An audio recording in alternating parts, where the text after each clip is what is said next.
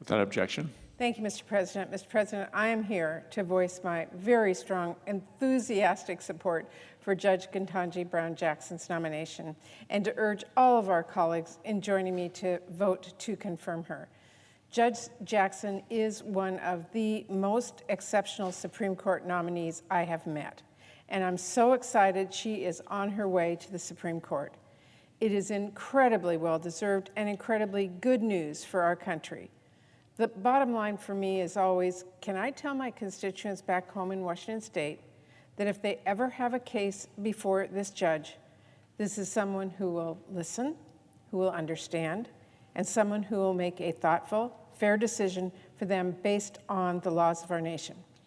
And the answer with Judge Jackson is a resounding yes.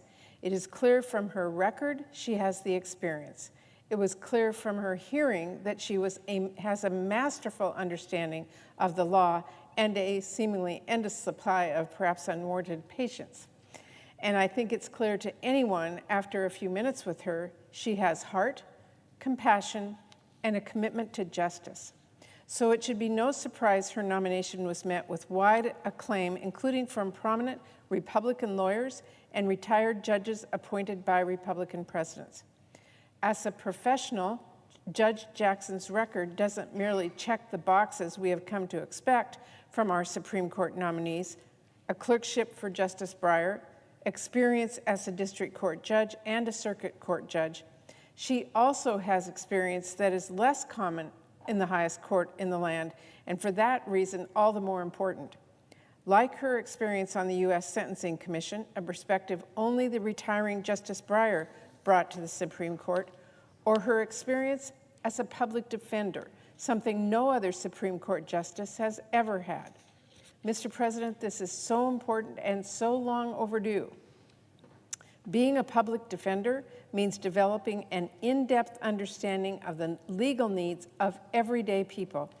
Judges from these kinds of legal backgrounds can be better equipped to understand the experiences of each person before them, to recognize the burden laws often place on people who are living with low income or otherwise marginalized, and ultimately to render more informed, more just decisions. And Judge Jackson's background is more than simply a resume. It is her perspective, growing up as the daughter of 2 public school teachers, her perspective as a working mother with 2 daughters of her own, and her perspective as a Black woman, working in a profession where stories like hers were few and far between.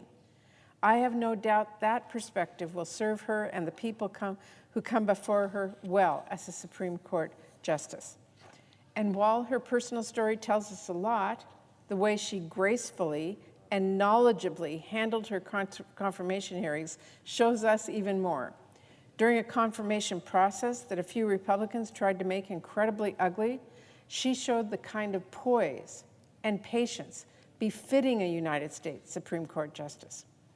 Over the course of hundreds of questions, she offered thoughtful answers that demonstrated an expert understanding of the law, a carefully considered methodology for how she approaches each case, and an unmistakable commitment to ensuring justice and upholding the liberties of all Americans, not just the powerful and well-connected.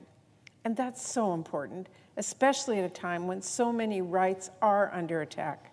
We continue to see Republicans pushing through blatantly unconstitutional laws on the right to abortion. We are seeing the tragic consequences of those reckless restrictions every day. We're also seeing attacks on the rights of workers as they seek to organize or form a union and fight for a better workplace. We are even seeing attacks on the cornerstone of our democracy, the right to vote, as Republicans have continually pushed through measures to block the ballot box, and some even continue to dangerously deny the legitimacy of the last election. We need a Supreme Court justice who understands, as Judge Jackson once put it, presidents are not kings. Someone who understands equal justice is for all, not just the wealthy and the powerful. There are so many critical issues which come before the court that matter so deeply to the American people.